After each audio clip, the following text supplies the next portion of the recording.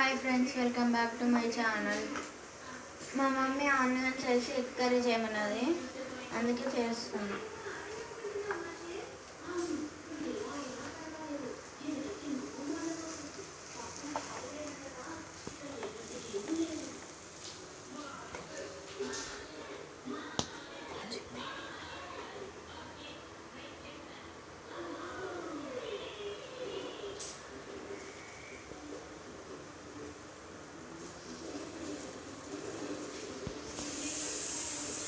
నా దగ్గర ఉన్న 4 eggs అయితే నేను వేసేసా.